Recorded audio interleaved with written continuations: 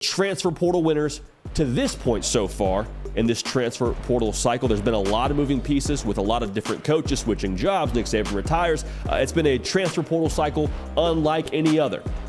But with that being said, I think one of the key transfer portal winners to this point has been the Texas Longhorns. And what they've done so well through the portal, to me, Texas has done a phenomenal job in restocking the recipe.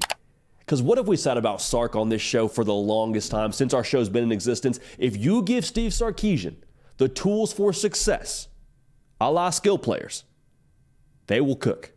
They will score a lot of points. Those Steve Sarkisian coach teams will do really good things. Adonai Mitchell last year, Xavier Worthy, Jatavian Sanders, they had some dudes. Jordan Whittington, they had some dudes catching the football for Quinn Ewers. Quinn Ewers obviously coming back. But a lot of those skill players gone to the NFL. So what does Steve Sarkisian do? Goes to the portal and lands Isaiah Bond, lands Silas Bolden, lands Amari Niblack, a stud tight end for you from Alabama. Like, they got a lot of pieces now, along with Matthew Golden, who is probably a lesser-known commodity nationally, but had 2 touchdowns against Texas. Wide receiver transfer from Houston. I think they're very excited about him. And then defensively, you go land one of the top safeties in the portal, and Andrew Makuba. So this Texas roster was already in pretty good condition, but the way they were active in acquiring weapons for Quinn Ewers, for this Steve Sarkisian offense, their first year in the SEC, I love it. Ooh, I love it. I love it from a Texas Longhorns fan. Should be a lot of points scored yet again on the 40 acres.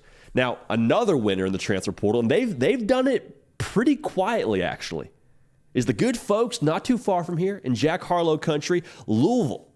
The number 1 transfer portal class, according to us here at On 3. Right now, they're just running it back what they did a season ago. Last year, they had 27 transfers. 27. That's darn near a third of your roster being transfers. Coach Brom says, you know what, we'll do it again. 24 transfers so far in the class of 2023. And it hasn't just been quantity, y'all, it's been quality. Guys like Tyler Barron, who is a stud for Tennessee in the SEC. Guys like Ja'Cory Brooks, who was a highly touted prospect, had some moments at Alabama. They look for him to put it together in the Ville. Tyler Shuck, hey, no time like lucky number year 7, baby. I'm all for it. As long as they let you play ball, brother, you play ball. And it's a guy with experience, a guy who you would hope is able to succeed in this Coach Brom style of offense. Penny Boone, guy who ran for over 1,400 yards in some action. Like, they got some key pieces here, along with a number of others that I hadn't named because there's 24 of them, so we can't get to all of them. But, like, for me, the thing with Louisville here, the way they're attacking the portal, there's no ambiguity with what they're competing for. Like, anytime you're active in the portal, you are pushing to be competitive. And so to go after 20-plus new transfers yet again, like, there's no mistaking what the standard is. It is, let's compete for conference championships, and let's do it right now. Yes, we're going to recruit well at the high school level. That's obviously a goal for all these teams across the board, you'd have to believe. But for Louisville being like, hey, listen, 20-plus new guys, bring them in, let's win right now. Like, I love that aggression from my staff if I'm a Louisville fan. So Louisville, again, the number 1 portal class in the country. They've been heavy on the transfer side of things from a quantity standpoint, but also doing a good job with the quality for the good folks out there in Louisville. Not Louisville, in Louisville. So shouts to y'all. Ole Miss, we've talked about them a lot on this show. We're going to talk about them again. This is Lane Kiffin, yet again, or not yet again, but I mean most definitively, I would say to this point, this is Lane Kiffin pushing the chips to the middle of the table and saying, we're all in on 2024, baby. We are all in.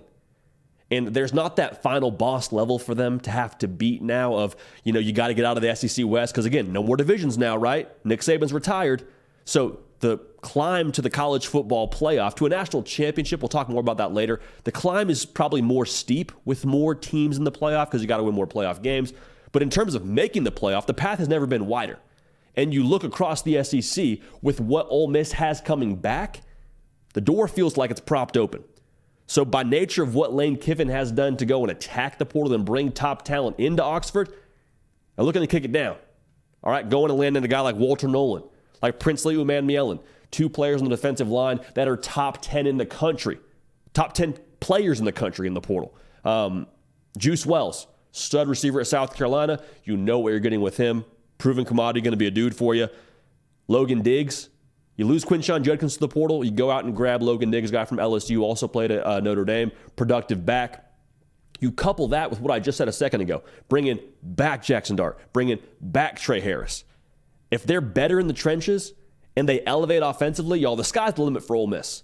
I'm just telling you, Lane Kiffin is being active in the portal because that's who he is, but he's being extra active in the portal right now because I think he smells blood in the water. Like, that shark emoji is a lot of fun because that's what Ole Miss does. They throw up the land shark stuff. Like, that's cool. It's kind of a brand for them. It could double as Ole Miss kind of sensing this is the year for them to frenzy. So Ole Miss, definitely a portal winner to this point, at least. I don't anticipate that changing as long as Lane Kiffin's running things out there in Oxford. Oregon, another portal winner for us here. This is a new era of Oregon football under Dan Lanning. And we've said that a couple times here because of the brand of football they play, being tough in the trenches. But think back to Oregon teams when Mark Helfrich was the head coach and Chip Kelly was the head coach. And those teams were great in their own right. I mean, heck, Marcus Mariota won a Heisman Trophy under Mark Helfrich, competed for a national title. Those teams did some good things. But those teams specifically, they competed with a lot of players that were of the 3-star caliber or were, a 4-star, maybe the occasional 5-star, but for the most part, it was what you would call our kind of guys. Like, hey, they may not have all the big Power 5 offers, but we offer them, we bring them in, we develop them, and we succeed because of them. That's great. I'm all here for that. Like, hey, yours truly, I was like a 2-star, dude. Like, I'm one of those guys that Oregon, I shouldn't say that. I was probably closer to the variety of a player that Oregon maybe would have gone after. Again, they did not go after me, but the point I'm trying to make here is Oregon is no longer winning with 3 stars. Oregon is winning with the very best talent they can get possible. And by what they've done in the portal, that's a pretty good example of a top 10 portal class to this point. Not 1, but 2 top quarterbacks from the portal. Dylan Gabriel for next year from Oklahoma. Dante Moore for the future. Both dudes you feel very comfortable with running your offense. Also, you went out and got the best wide receiver available. Some would probably argue the best offensive skill player available in Evan Stewart from Texas A&M. That was a huge pickup. Also some key secondary adds. Kobe Savage from Kansas State. The thing I want to make sure we say here is I think Oregon, by nature of what they've done in the portal, not just this year but last year as well, they're built for modern college football. You got the brand power of that O that everybody across the country understands and knows. Oh, that's the team with the flash uniforms. That's the team that Phil Knight endorses. Yes, that's the team. They're really good at football. To go with that, they have the resources now. From an NIL perspective, we understand what they are with the Nike money, with Phil Knight helping with that whole thing. Like, they are getting a lot of yeses, according to Dan Lanning. Not just in the NIL perspective, but also in the resources. Across the board, you have what you need there. And then to cap it all off there, you got a head coach in Dan Lanning who is aggressive. He's going to push the envelope. He's from the Nick Saban, Kirby Smart coaching tree. Like, he understands we can have the X's and the O's all we want, but we want to win at the highest level. We got to have better players than you. And so by nature of what he's doing through the portal, going and attacking that, definitely a portal winner and would fire me up if I'm a fan in Eugene today. Now, here's a team that hasn't been talked about quite as much when it comes to the transfer portal. Georgia Bulldogs. You're saying, JD, Georgia?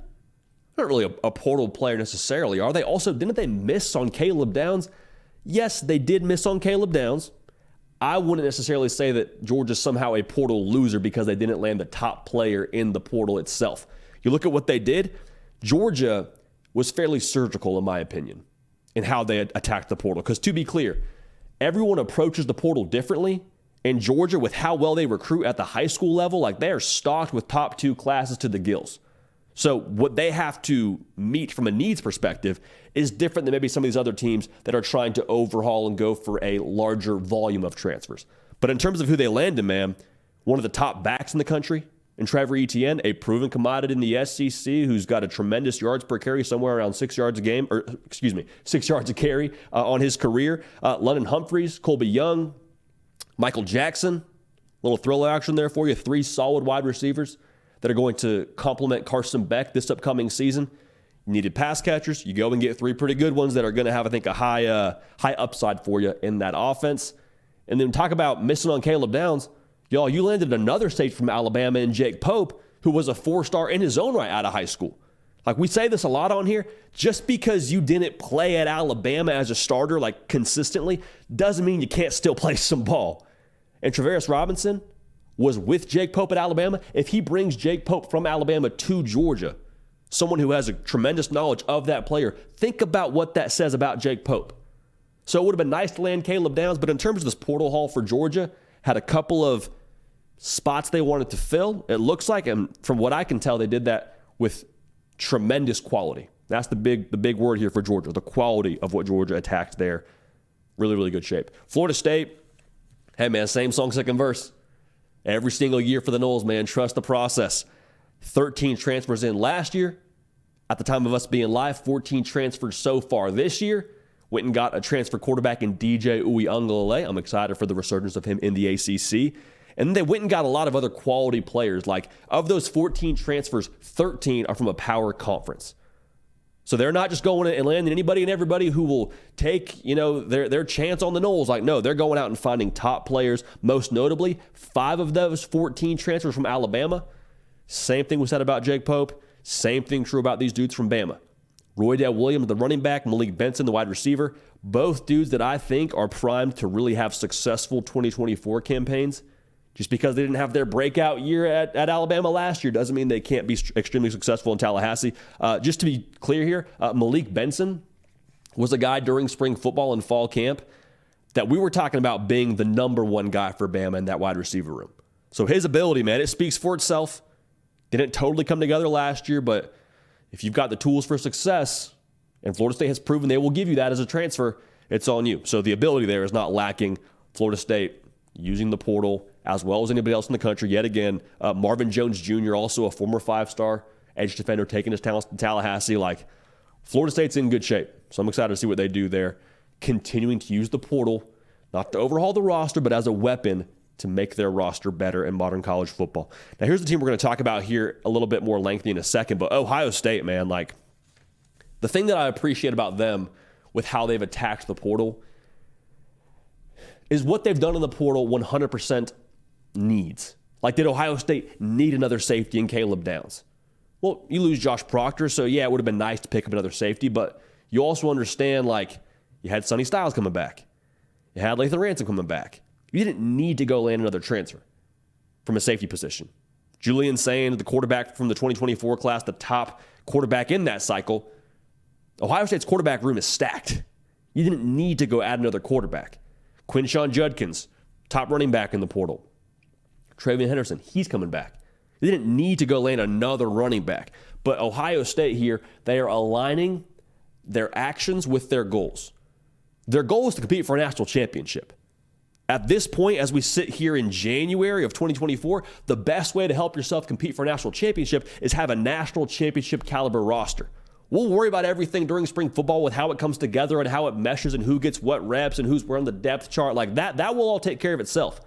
But right now, we are in the molding stage.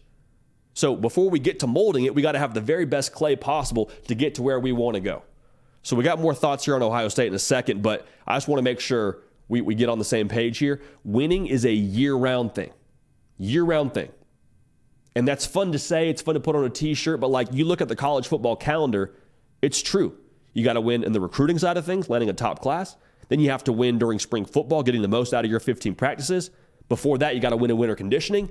And now in college football, you got to win in the transfer portal. Ohio State, I believe, has won on the recruiting trail. Landing Jeremiah Smith, hanging on to Edric Houston.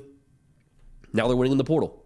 It's going to be about spring. It's going to be about this winter phases for them to set themselves up for success in 2024. But overall, man, those for me, maybe not all-encompassing, but just sort of at a broad strokes, some of the portal winners to this point in the transfer portal cycle. Hey y'all, thanks so much for watching. Subscribe to the channel here to make sure you don't miss an episode of The Hard Count. Also be sure to check out other videos on the On3 YouTube channel.